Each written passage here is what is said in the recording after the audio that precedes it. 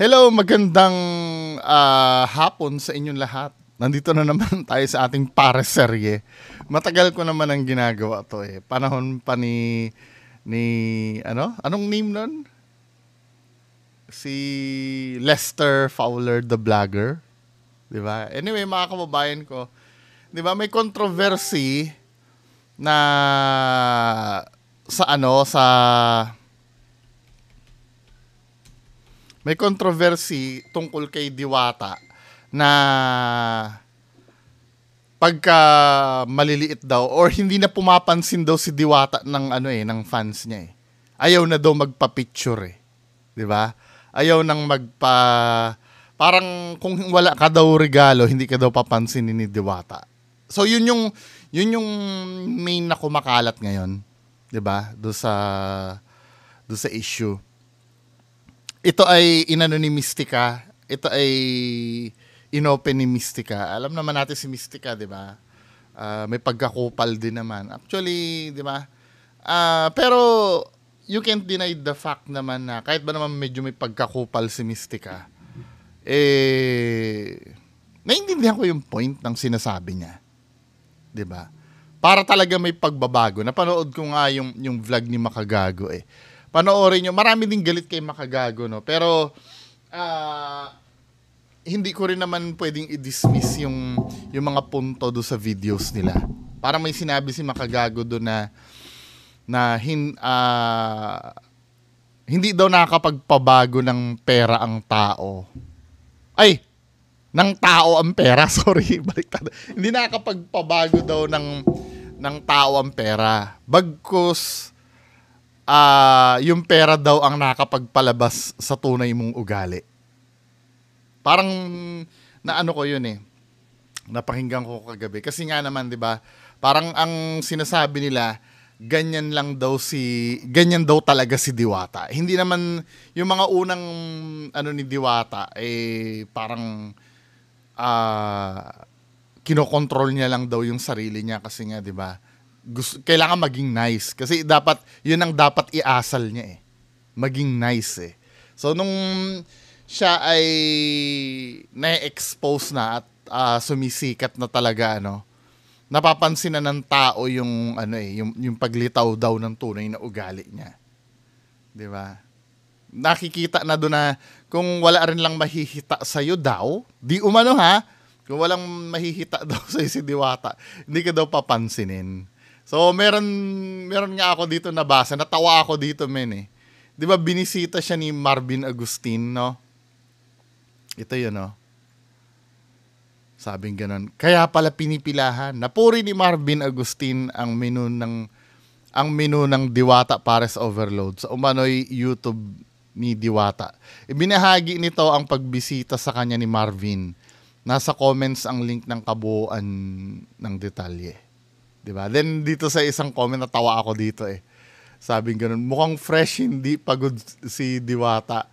Pag umalis na si Marvin, pagod na ulit yan at bawal na magpa-pick at madami na siyang asikasuhin. Diba? Parang nakukuha na ng mga audience yung pattern. Pero kayo nga tatanungin ko, kasi puro papuri yung natatanggap ko. Yung mga celebrities na pumupunta dyan. Katulad nung, may video nga si Corina Sanchez eh. Yung sinabi ni Corina Sanchez, yung tinitikman niya yung, nandito ba yung yung video na yun?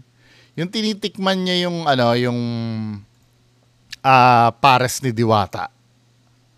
Ito may itatanong lang ako sa inyo, no? Hindi naman sa naninira. Nakalagay dito. Kasi may kumalat na balita, hindi man lang daw tinikman ni Corina yung yung pares daw ni Diwata. Pero ito daw yung proof na tinikman naman daw ni Corina.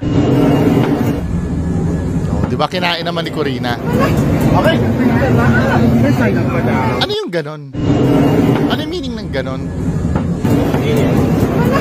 Okay. Masarap daw. Ito ha. Sa akin, yung mga papuri nila Marvin Agustin at Corina Sanchez, naniniwala kayo na totoo yun? Kasi sa dinami-dami ng gumatas kay Diwata na vlogger, parang wala pa ako negative na naririnig eh. Parang laging napaka-perfect nung nung hindi, malay mo masarap naman talaga. Malay mo naman talagang kapuri-puri. Pero tatanungin ko kayo, halimbawa hindi masarap yung pares. Let's say hindi masarap yung pares, no? At let's say, mapupuri kaya nila Marvin Agustin at Corina yan? Sasabihin kaya kay Diwata ng diretsahan na hindi masarap ang pares mo? Sasabihin kaya nila yon? Just in case lang naman na hindi masarap. Feeling ko hindi. 'Di ba? Plastika na lang kasi talaga ang nangyayari sa ayaw at sa gusto nyo. Just imagine, magsasalita si Corina na di naman masarap yung pares mo. Hindi niya gagawin yun, men.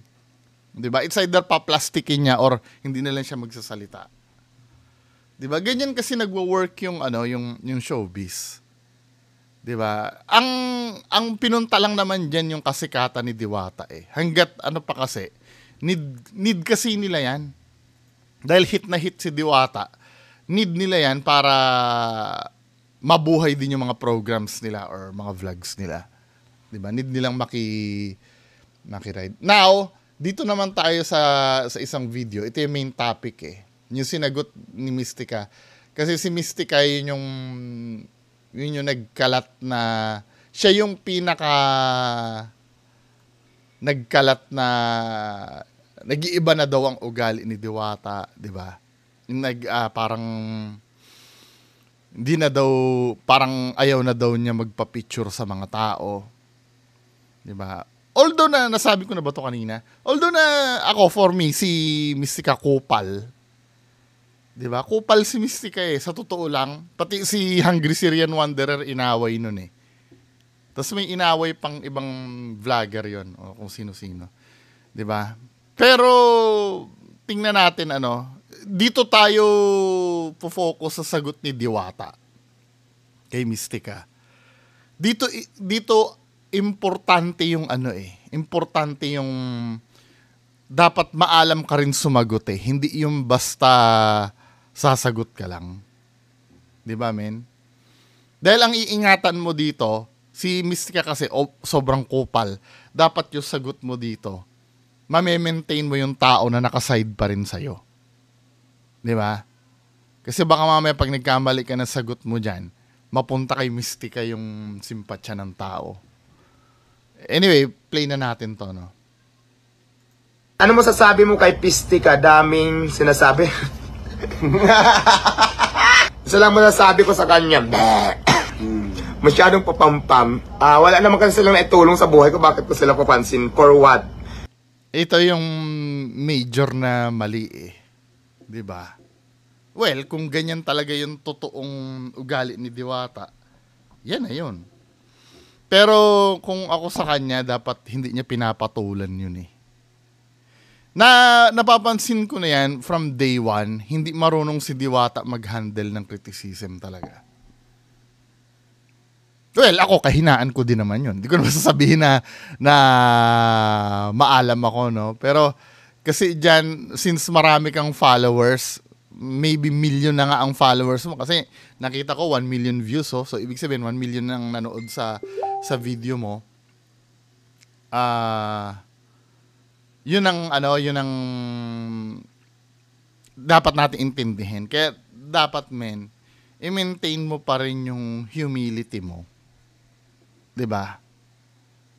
Anyway, pagpatuloy natin. Yung mga vlogger daw na may mga dala in-entertain ko, alam niyo po kung bakit? Kung bakit to sila entertain? Nakasit po yung schedule nila sa akin. May mga ilan dyan na basa na nagpapa-importante, nakakain ng halagang 100 piso, tapos, mayroon lang isa ako na ganon, parang generalize na lahat na ginaganong ko lahat ng tao. Hindi po ganon, hindi ko nila lahat ng taong ganyanin. Kaya hindi, yun na nga ang kailangan maintindihan ng tao eh. 'Di ba?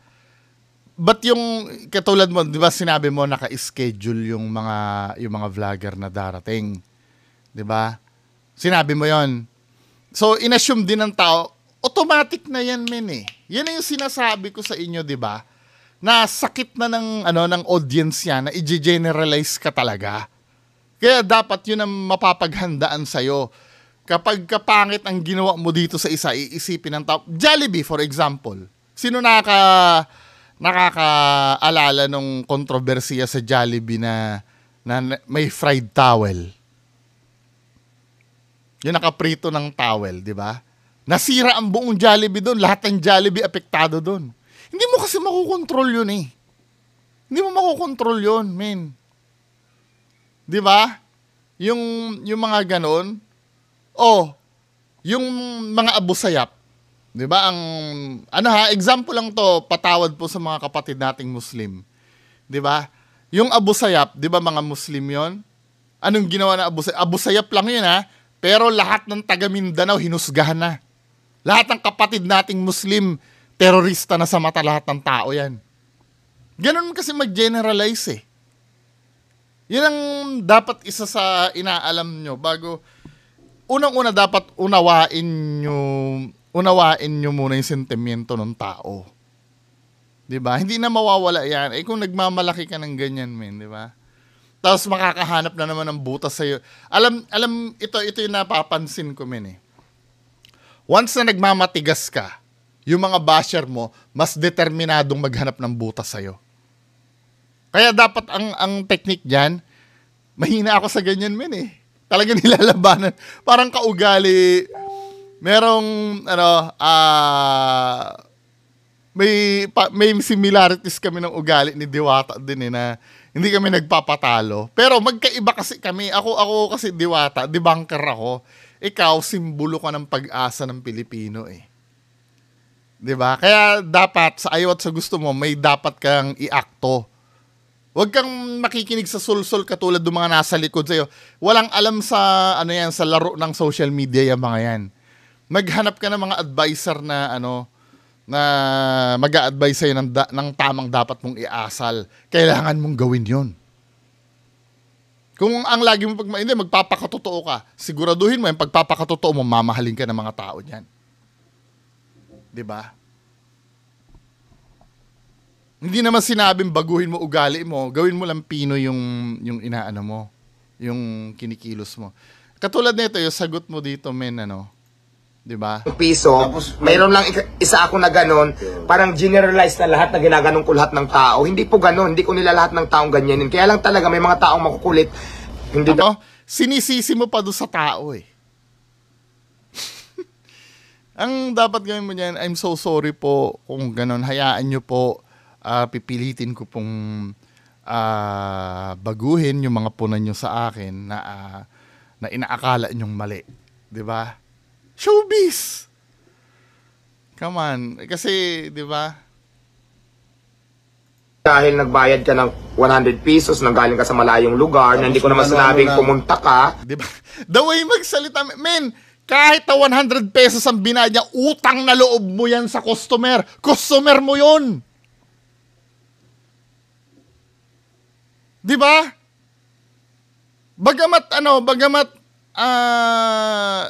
Kumbaga, boss mo yun eh. Yung customer, boss mo yun. Huwag mong gaganyanin. Yun na nagpapakain sa'yo. Yung 100 pesos na yan, 100 pesos na binibili sa'yo, doon ka kumikita. Huwag mong gaganunin. Ano ba? Huwag mo sabihin na hindi ko naman sinabi sa inyo na pumunta kayo dito at maggumas 100 pesos. Ano ba, Diwata? Huwag ganun. Lahat, alam mo ba, kaya minamahal ang Jollibee dahil magagalang sa customer yun eh. Meron nga ako minsan doon sa Jollibee nagwo-work ako sa basta naalala ko to, hindi ko lagi kong ini-include sa pep talk ko to eh. Pagka magbubukas kami ng store, yung customer service kasi number 1 yan eh. Kasi there was a time na lunch break noon, doon sa tapat ng tinatrabahuhan namin, may Jollibee na stand-alone doon. Tapos merong isang karinderya doon na masarap naman yung niluluto, no? Ngayon, nagkukwentuhan yung dalawang tricycle driver. Sabing gano'n nung isa. Bukas, birthday ng anak ko eh. Sa Jollibee kami kakain. Sabi ng isa, ba't naman sa Jollibee kayo kakain? Yung magagastos mo dyan, busog na kayo do sa kabilang kainan, do sa karinderya. Ang sabing gano'n nung tricycle driver, hindi, minsan lang to pre, kasama kong pamilya ko. Tsaka pagpasok ko ng Jollibee, natatawag ako ng sir dun eh. Pati asawa ko natatawag na ma'am eh. See yung ano, 'di ba? Kung tutuusin, magkano lang ba ang bibilhin nila doon? Isang Chicken Joy tapos spaghetti sa anak nila. Hindi naman ikakalugi ng Jollibee 'yon kung hindi sila kumain doon. Pero dahil pare-parehas ang trato ng Jollibee sa customer nila, maliit man ang binili o hindi. 'Di ba? Part 'yun ng success ng Jollibee. Hindi mali 'tong mentality na ganito, lalo na't negosyante ka. 'Di ba? Lalo na't nagmamalaki ka. Maling-mali ito, men. Hindi, do you agree sa sinabi ko? Yung ganyan? May mga taong makukulit, hindi dahil nagbayad ka ng 100 pesos, nanggaling ka sa malayong lugar, na hindi ko naman sinabing pumunta ka. Diba? Bullshit. Yung nanggaling sa malayong lugar, love sa'yo yun ng customer mo eh. Priceless yun, men. Alam mo, galing Tugigaraw pa yan, na-curious sa ano mo, priceless yun. That alone, pwede mo nang pasalamatan yun eh. Yung pag-travel para makita ka lang. Hindi yung nagmamayabang ka ng ganyan, men. Ano ba? Yes, alam ko may mga abusadong customer. Pero yung pagbayad sa'yo ng customer, i-make sure mo na sulit yung binayad nila sa'yo. 'Di ba? Huwag mong susumbatan. Tapos, gusto mo lahat ng gusto mo gagawin ko kahit na hindi naman tama, hindi naman pwede. So, ano ba hindi tama yung magpapapicture sa'yo? Celebrity ka eh. Ikaw nga yung pinunta dyan eh. Hindi, may intindihan ko yan kung ang pinapagawa sa'yo ay pinapahubad ka. Pinapahubad ka ba? Shout out at picture lang naman ang pinapagawa sa'yo eh. Anong hindi tama doon? Hindi tama na pagurin ka? Eh, nagtatrabaho ka eh. Mapapagod ka talaga, men. Celebrity ka eh. Kaya nga dapat kung hindi ka sanay sa ganyan, edi hindi ka nalang nagpakita dapat sa labas. kung maging plastic, sabihin ko rin yung gusto kong sabihin, di ba? Tama. Yan, isa pa yan, ano? Magiging plastic. Iba kasi yung plastic sa may breeding magsalita. 'Di ba? Pwede mo kasing sabihin lahat ng gusto mong sabihin na maayos. Diyan din ako nagkukulang eh. Pagkukulang ko rin kasi yan eh. Sa bagay, ako, hindi naman ako nakadesign mag-vlog para i-please kayo. 'Di ba? Wala naman akong serbisyong ino-offer sa inyo eh. 'Di ba? Hindi naman ako nag-ano dito eh. Kaya kung anong sabihin ko dito, pwede. Pero ito kasi si Diwata, 'di ba? Magkaiba kaming dalawa. Sa akin, pwedeng umubra yung mag-aangas-angas, pero kay, di ba, men? Kasi ang buhay ni Diwata kasi nandiyan sa mga fans niya eh. Ang sinasabi kasi nila, pag wala daw regalo, hindi daw ako nagpapapicture, which is hindi po yan totoo. Tsaka, alisin mo to. Sinong asungot na to nasa, alisin mo yan. Ini-influensyahan ka nito eh. Hindi dapat kasama yan. Ikaw lang dapat mismo.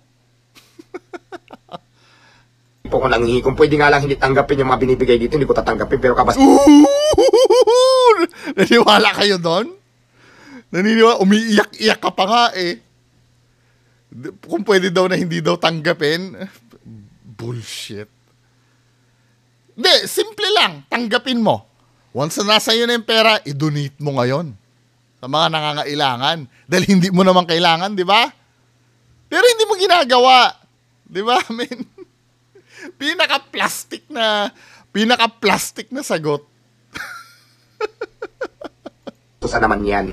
So, para ma-prove ko lang sa inyo na hindi po ako nanghihingi sa inyo ng regalo kung sino man po yung pumunta dito. Ang pakiusap ko lang... Hindi naman hindi naman issue na nanghihingi ka eh.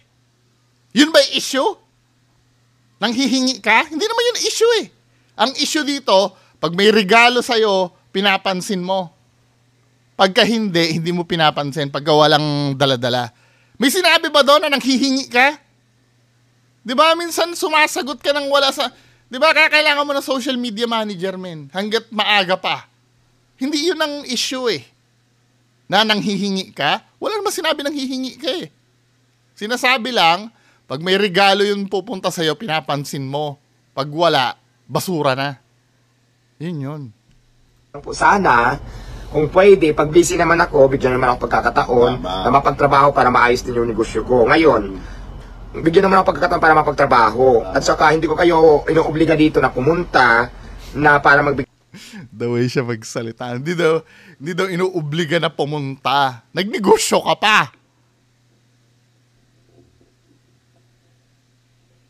Halos lahat nga ng negosyante, halos tumambling na sa harap ng ano nila para mapilit lang yung mga tao na pumunta sa kanya eh.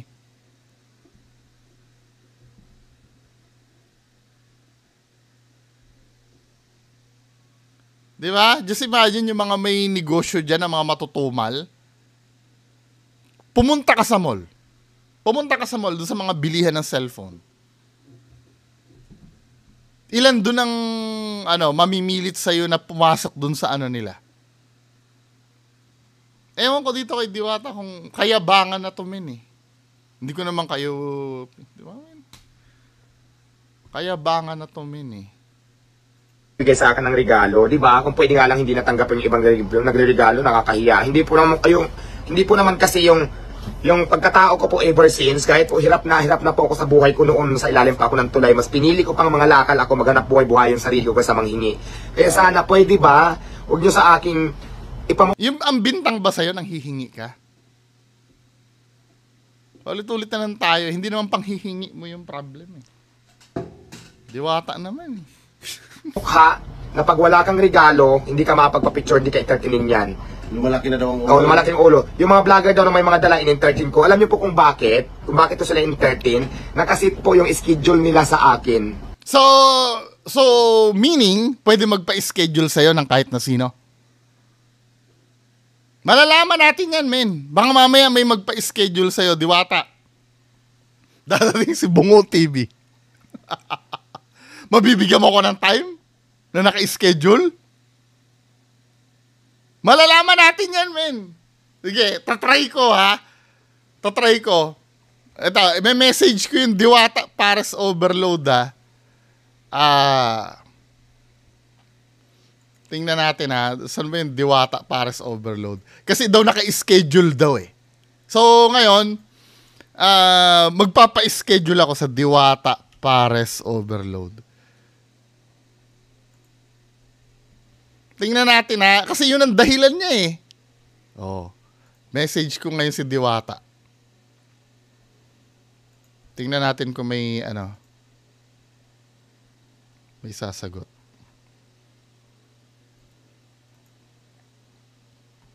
Bagal na internet ko. Habang naglo-load po pero may message ko to si Diwata. Na naka-schedule daw kasi yon. So meaning, pwede magpa-schedule sa kanya. Hindi dahil sa regalo, titingnan natin. Nakasit po yung schedule nila. So maliwanag na sa inyo. Di ba? Ibig sabihin, mga nakaraang araw pa, nagpa-schedule na yan sila sa akin. Kaya Pa-schedule tayo kay Diwata. ko sila ng maayos, di ba? Kaya wag niyong ikumpara doon sa ibang, biglaan na lang pumunta na nagpapa-priority pa kumpara doon sa trabaho ko. Naintindihan ko kung saan pa kayong lugar nang galing, medyo may kaluhan para pumunta lang sa akin. Na-appreciate ko yan para matikman yung Paris ko at makapagpa-picture tayo for souvenirs.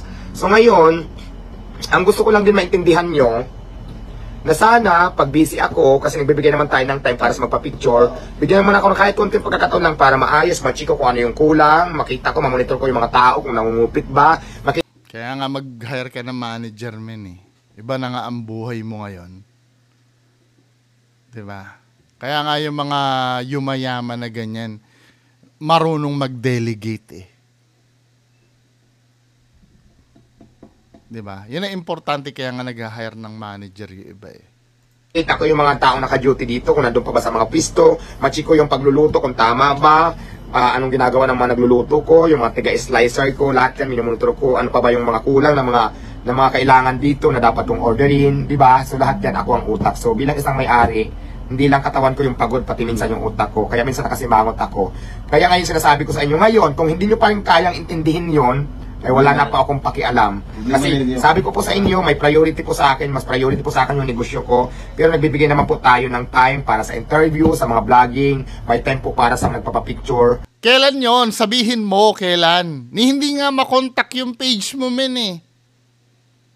Hinahanap ko kung paano makontak yung page mo, walang... Pero sana naman po, pag marami akong ginagawa at busy ako, intindihin nyo naman siya. Sabi ko, wait lang ha, kasi minsan gumagano na ako. Kasi nagalo-halo na yung isip ko, yung utak ko, yung katawan ko, anong unahin ko. Kaya minsan, dagdag pa yung picture interview na nagpapa-priority. Gumagano ako, wait lang ha, saglit na, may ginagawa ako. Ganun na yung ugali. Hindi naman ganun na sinasabi mo, men eh. Hindi mo, as in, hindi mo talaga pinapansin eh. Ito yung, ano kasi, ito yung matindi doon. Nagpapa-shoutout lang sa'yo, naiintindihan naman na busy ka. Yung nasabi mo na, mamaya na shoutout. Pag gumanon ka, di sana sinoutout mo na lang yung nagpapa-shoutout sa'yo. Diba? Habang naglalakad ka, oy, shoutout, sorry, busy lang, pero shoutout sa inyo. Tapos, hindi yung may time kang magsalita ng mamaya na shoutout. Kung yung sinabi mo na mamaya na shoutout, sinoutout mo na yung pinapa-shoutout, di sana wala ng problema. Di ba, men? Ano ba? Ko, which is yun naman ang normal ko eh. Ngayon kung anong isipin nyo dyan, wala na pa akong pakialam. Basta ulitin ko, priority wala daw pakialam sa inyo si Diwata. po sa akin yung negosyo ko. Ngayon doon sa nagsasabing, marumi, okay lang. Nagsasabing dugyot ako, okay lang yun, wala namang problema. Meron bang sabi ko nga sa inyo, tapos nagsasabing attitude na ako, nag-iba ng ugali dahil sa pera.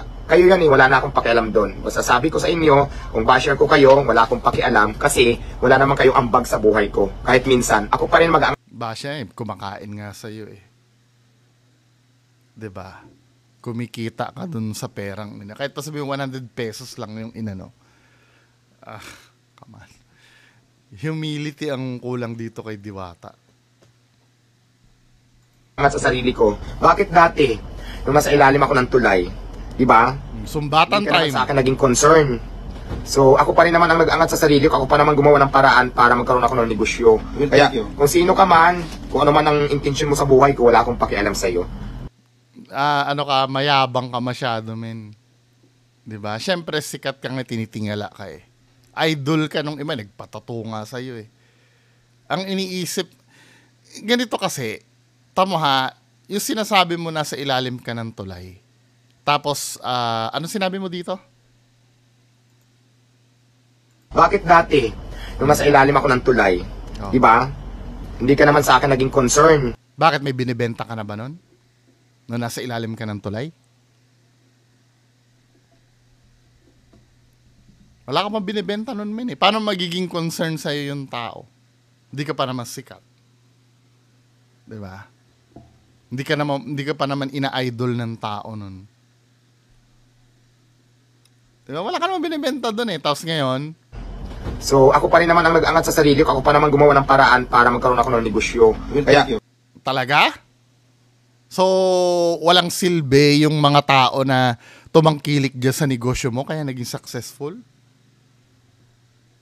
Dito ka mali, man. Sa tingin mo ba kung ikaw lang at walang bibili sa'yo, uunlad ka? Kung walang maku-curious sa'yo? That is bullshit. So bullshit. kung sino ka man, kung ano man ang intention mo sa buhay ko, wala akong pakialam sa'yo. Di ba? Basta ako sinasabi ko lang, wag mo na akong gawa ng istorya. Wag mo na akong i-content kung gusto mo, kung galit ka sa akin, di ba? Mag-scroll ka. Kung ayaw mo Sino ba yung makagago ba yun? sa akin, wag kang pumunta. Ganun lang naman yun kasimple. Hindi pwede. Araw-araw ka namin nakikita sa FB namin eh. 'Di ba? At yung pagpansin namin yun ang dahilan kung bakit napapag-usapan ka pa rin hanggang ngayon.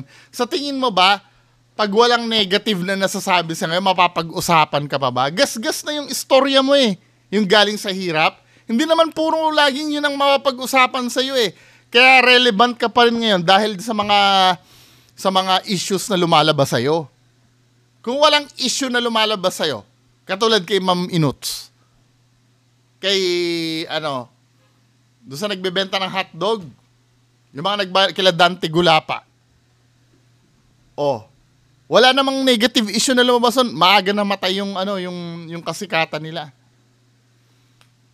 'Di ba relevant ka pa rin kasi nga marami pa rin nag-uusap sa iyo. Be thankful. Kasi hindi naman tayo namimilit.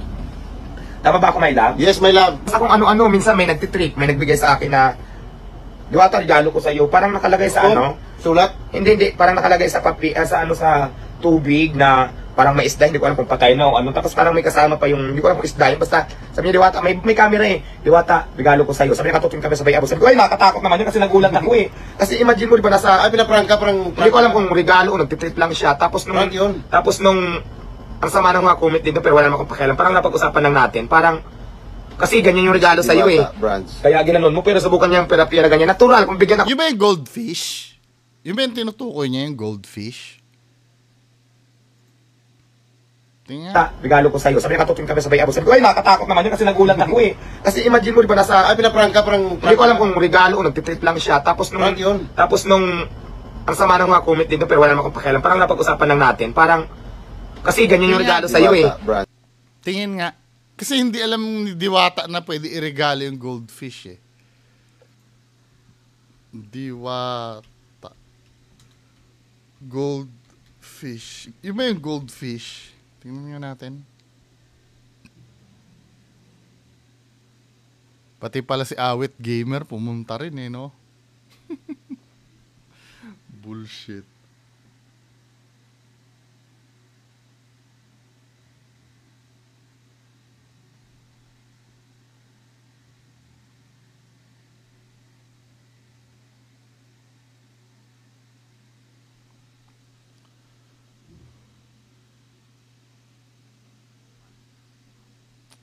Wait lang nga, hindi pa naglo-load eh. Pero ibalikan natin yung pag nag-load na. Kaya ginanon mo, pero subukan niya yung pera-pera ganyan. Natural, kung bigyan ako ng pera, di ba, lahat naman tao kailangan pera, pero hindi po ako nangihingi, di ba? Ano sabi niya? Siya na pumusino ay hindi po maganda yung pakitaan mo ng masamang attitude na dumadayo dyan. Kahit ayaw mo magpa-picture, daan mo sa magandang salita, maintindihan nila yan, kasi tao yan sila. Yes. Gusto mo yan, Diwata, pasalamat ka sa dinudumog ka ng mga tao. Yung ibang tindahan, nagatid ng, ay, Ano yan? Ba't nawala? gusto mo yan, Diwata, Okay, continue, pasalamat ka sa continue. dinudumog ka ng mga tao. Yung ibang tindahan, nagatid ng, ay, hindi dahil porque pumunta ka dito, magpapa-VIP ka na, hindi pa ako ganun. Huwag ka na lang pumunta kung ganun ang gusto mong throwing ko sa'yo. Lahat ng Abay, gago! Customer yan! VIP talaga yan, men! Customer yan! Lahat ng customer mo, VIP dyan dapat. Very important person, lahat ng customer mo dapat, men.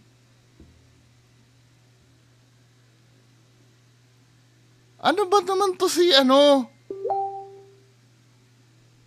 naman kasi in-entertain ko, minsan lang talaga pag busy ako. Bastos na nga po yung iba eh. Diba? Hilahin ang liig niya eh. Yung iba, bigla na lang hilahin, bigla na lang yayakap dyan, na nagugulat din ako minsan. Diba? So ngayon, kung yan ang ano mo, yan ang post mo, wala akong pakialam sa'yo kahit hindi ka na pumunta Wala dito. mo. Alam kong dumating sa point na babalik ako sa pangangalakal or wala nang kakain sa akin, wala akong magiging Sanay problema. ka dun Yun lang naman yan eh. Huwag mo lang ipamukha sa akin na papilitin mo ako na gusto ko sundin yung gusto mo. Be careful what you wish for, ha? Be careful what you wish for. Baka mamaya bumalik ka nga dun, men. Diba? Sure ka, matatanggap mo yon. Masyado mayabang, Humility lang naman yan eh. Let's say, halimbawa, mali nga naman yung mga nagsasabi sa'yo. Hindi naman, di ba? Ang sinasabi lang naman ng mga tao magpa-picture, wala naman mali doon. Di ba? Ano ba naman yung sabihin mo, I'm so sorry po talaga, busy lang po talaga ako. Pasensya na po, pasensya na. Ganun ang ganun lang dapat mong gawin. Di ba? Huwag mong supladahan, men. Ano ba? Dahil pumunta ka dito, nag-import ka sa halagang 100 pesos, tapos obligahin mo ako? No! Pasensya na. Nakita mo nga itong kuko yan. Ayan nagkaipit-ipit na yung kuko ko. Ayan sa kasipagan ko, namatay na siya yung kuko mo. Hindi po ganon. Sorry ha, hindi ko pa mapagbigyan. Although nagpapasalamat ako sa mga taong sumusuporta sa akin. Dahil totoo naman din talaga na kung hindi dahil sa mga tao, wala ako sa sitwasyon ko ngayon. Ang sa akin lang kasi, may mga ilan dyan na basher na nagpapa-importante, nakakain ng halagang ₱100, Tapos, mayroon lang isa ako na ganun, parang generalize na lahat na ginaganon ko lahat ng tao. Hindi po ganun, hindi ko nila lahat ng taong ganyanin. Kaya lang talaga may mga taong makukulit na gusto magpa-importante talaga sa akin. Hindi po, okay lang, hindi ka na pumunta, wala naman tayong problema doon. Dumating man sa point, to the point na wala nang kakain sa akin, why not? Wala namang problema. Kasi kayo yan, hindi, Mayabang to, men. Parang ang sinasabi niya, hindi ko kayo kailangan. Kaya dapat pinag-aaralan ito yung sinasabi niya, no? wala akong magagawa dyan. Maghanap ng ibang racket. Maghanap ng ibang pagkakitaan para mabuhay ako. Yun lang naman, ganun kasimple. Pero kung ipopost nyo sa akin na kakain ka ng 100, magpapa-VIP ka, hindi naman ako ganun magtrato. Buti nga kayo, nakakain kayo sila ng masarap, no? Tayo, hindi tayo nakakain doon sa Hindi, sabihin nyo ng attitude ako, yun talagang ugali ko. Di ba? Noon pa man. Gusto ko prangkahan tayo. Di ba? Sabihin mo ng attitude, sabihin mo na kung anong gusto mong sabihin. Basta yun, ikaw yan eh. Ito rin ako. Choice mo yan eh. Oo. Hindi naman pwedeng sunsunuran ako sa gusto mo dahil customer kita. Walang ganon. Yan ang tawag na freedom of speech yan eh. Di ba, no? Malaya kayo, oo. Kalayaan. Binibigyan kayo ng kalayaan ni Diwata na mag-speech. Ngayon, sige, sabihin niyo yung salubin na sinasabi na rin ni Madam Diwata ang kanyang salubin. Yes. Tama. Sabihin mo ng attitude, sabihin mo ng ano, okay lang. Wala tayong maging problema doon. Basta ako, Bigas daw. ayaw ko maging plastic. Sabihin ko rin yung gusto kong sabihin, di ba? Tama. Hindi dahil nagbayad ka ng ₱100, nanggaling ka sa malayong lugar, na hindi ko naman sinabing pumunta ka. Bullshit. Customer yun eh.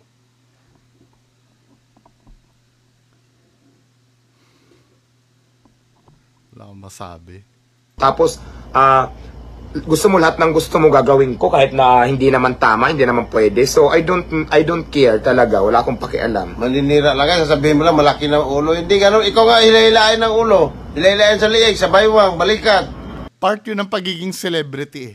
Baka mamaya, hindi nyo naiintindihan sila Sharon Cuneta, nangyayari din yan dati nun.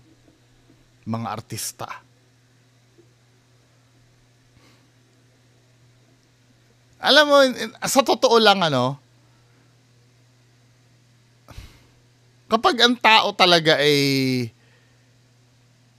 hindi handa sa isang bagay na pinagkaloob sa kanya,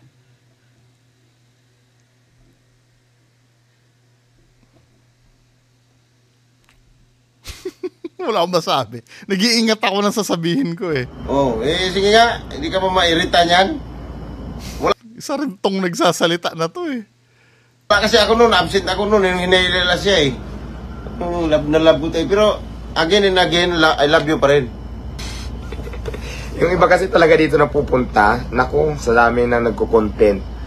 Talagang maghanap yan sila ng konting maliko kasi yan na maraming views eh. Marami na nga nakikisaw-saw, hindi ko lang pinapatulan kasi isip-isip ko.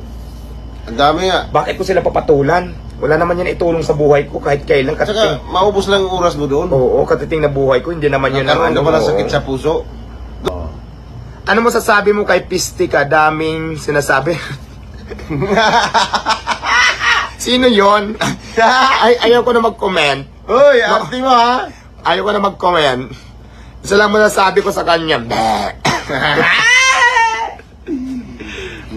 Masyadong papampam. Wala naman kasi silang naitulong sa buhay ko. Bakit ko sila papansin? For what?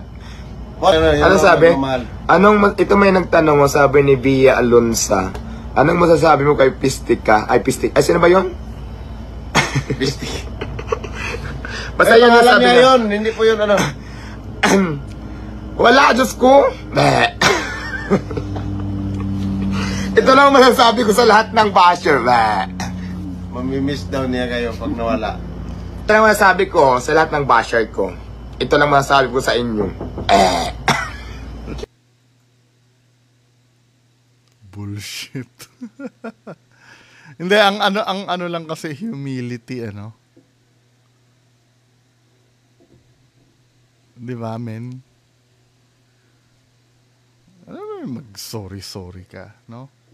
Anyway, wala, ganun na talaga yun eh. Hindi mo na mabago. Hanggang magbibigay lang naman tayo ng opinion eh. After nun, wala naman na tayong magagawa doon, mga men. Di ba? Ito na yung simula ng self-destruction ni Diwata. No? sayang, men. Sayang. Nasa iyo din naman yan kung hindi mo pahalagahan yung ibinigay sa yung buhay. Maybe hindi ka pa talaga ready. No? Sayang. Anyway, mga kababayan ko, paki-comment na lang po ano masasabi nyo. Maraming salamat. Bye-bye.